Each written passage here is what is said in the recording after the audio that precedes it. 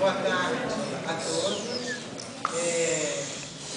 Agora deu uma esquentada, né? Então já facilitou, senão ainda todo mundo. Igual vocês ficaram no alojamento, eu imagino, né? Com aquele vento bom passando ali por cima. E então eu queria agradecer o convite por estar aqui.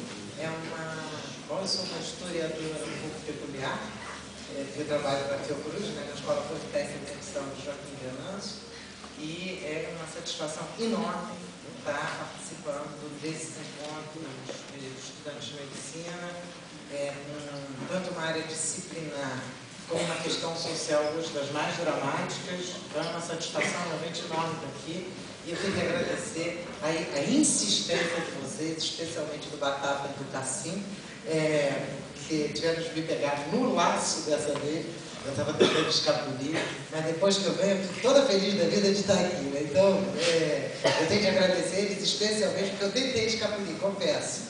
Eu estava meio complicado, eu estava lá na União Oeste, uma semana de trabalho, então, a vida para cá não era um negócio muito fácil, mas, em suma, deu certo. Então, mais uma vez, obrigado a vocês. Bom, o título dessa mesa, se eu não me engano, é O SUS no Divã, não é isso? Eu não resisto a contar uma historinha, sobre o divã, sobre os problemas da psicanálise e que tem tudo a ver com a questão da saúde. O Henri Deborit, que foi um dos responsáveis, o mais importante responsável pelo invento, pela invenção dos benzodiazepínicos, vocês sabem melhor do que eu, os pais de quem são, do antigo Valium, depois do Lexotan, e agora as gerações não usam mais, as novas gerações já são de ansiolíticos, antidepressivos, já são mais refinados. Mas o Henri Deborit, quando criou essa droga, ele ganhou um prêmio.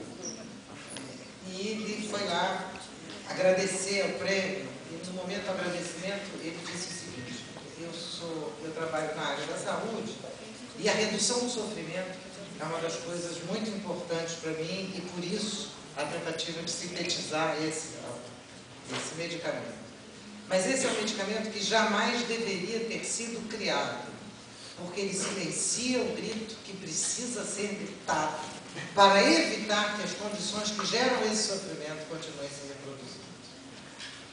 É uma das falas, para mim, mais emocionantes e mais lúcidas sobre o papel ambivalente que a gente vai estar lidando muitas vezes na saúde. E ter a coragem de dizê-lo é ter pelo menos o primeiro passo para enfrentar as determinantes sociais do adoecimento, em vez de simplesmente ficar na reprodução de uma saúde alienada, fetichizada, medicalizada, no pior sentido, drogada, sem estar enxergando quem somos nós. Então, se o SUS está no divã, é porque o SUS é hoje um grande distribuidor de diazepam, é isso. E que a gente precisa que o grito seja gritado. Então, acho que o que a gente está fazendo aqui é lembrar que nós temos garganta, que nós podemos produzir o grito. Bom, isso posto, eu vou mudar completamente de assunto e vou tratar de capitalismo contemporâneo, de algumas características do capitalismo contemporâneo com relação à mercantilização. Dizendo, em primeiro lugar, que quando a gente denuncia a mercantilização, isso é, tornar mercadorias coisas que não deveriam ser mercadorias, a gente precisa ir mais além do termo mercantilização. Porque a mercantilização é apenas a face mais evidente do processo. É a face mais imediata, é aquela que se troca por dinheiro. E a gente tem que esquecer que por baixo da mercantilização tem a generalização de relações sociais que são a base da existência de uma sociedade capitalista.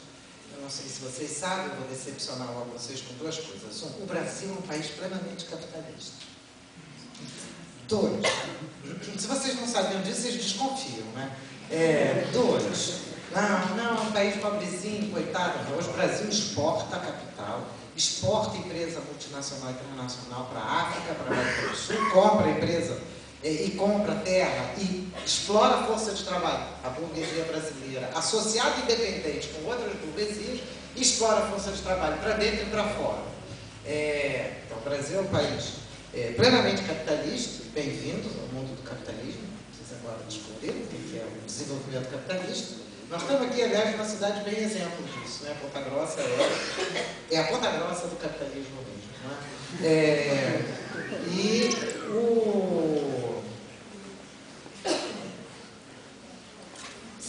O capitalismo não é só... A minha segunda coisa que eu ia decepcionar vocês é dizer que o trabalho não acabou. Vocês vão continuar assistindo uma função de matéria de jornal. O trabalho acabou, o desemprego estrutural. O desemprego estrutural significa que todo mundo continua precisando de trabalho, tá bom? E vendendo força de trabalho. Enquanto houver capital, a produção de força de trabalho precisando vender força de trabalho. E, portanto, a exploração de mais valor a partir do trabalho. Se existe capital, existe trabalho. E a gente, portanto, precisa entender as formas pelas quais o trabalho está sendo explorado, o que pode variar de um período para outro. Então, partindo, digamos assim, desses dois pontos, o trabalho não acabou, não é? E nós hoje vivemos numa sociedade plenamente capitalista, eu diria mesmo, numa sociedade capitalista desenvolvida. Vamos pensar um pouquinho qual é a base social que expressa a mercantilização. Capital não é uma coisa. Aliás, certamente eu nunca vi capital, nem vocês. Não é? A gente não sabe a cor, cheiro, etc. Porque capital é uma relação social a partir da qual, através de uma relação mercantil, compra e venda da mercadoria força de trabalho, o dinheiro se converte numa potência de expropriar valor de quem produz valor.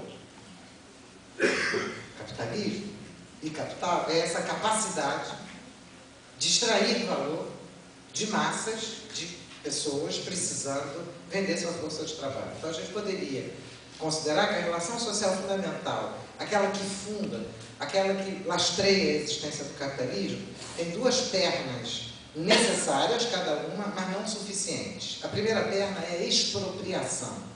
É a conversão da massa da população, genericamente, de maneira indistinta, de maneira quase abstrata, a conversão da maior parte da população em força de trabalho, em gente que precisa vender força de trabalho. Não só precisa, necessita vender, gosta de vender e acha o máximo vender força de trabalho. O capitalismo repousa sobre uma condição de expropriação. A primeira expropriação fundamental que produz massas e massas e massas de pessoas precisando vender sua força de trabalho é a expropriação do campo.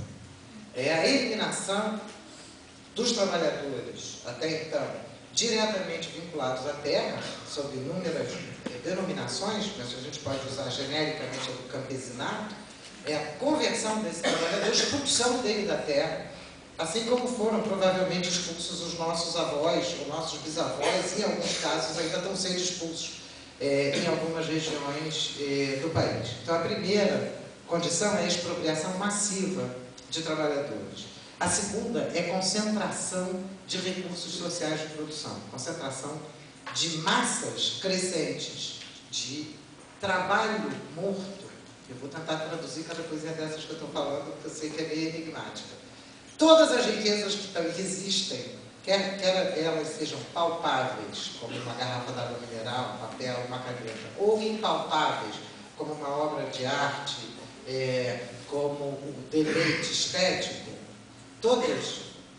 tudo que existe de riqueza socialmente produzida resulta do trabalho. Não existe riqueza que não derive do trabalho. Portanto, alguém que tenha capital, que tenha uma massa de dinheiro capaz de se converter em capital, é alguém da qual normalmente já resulta de trabalho passado anterior convertido agora em dinheiro. Portanto, a gente pode chamar de trabalho morto, trabalho passado, trabalho pretérito, trabalho anterior. Significa que a capacidade de produção do trabalho sobre o capital é das mais extensas. Depois, se for o caso, a gente pode voltar especificamente a esse tema.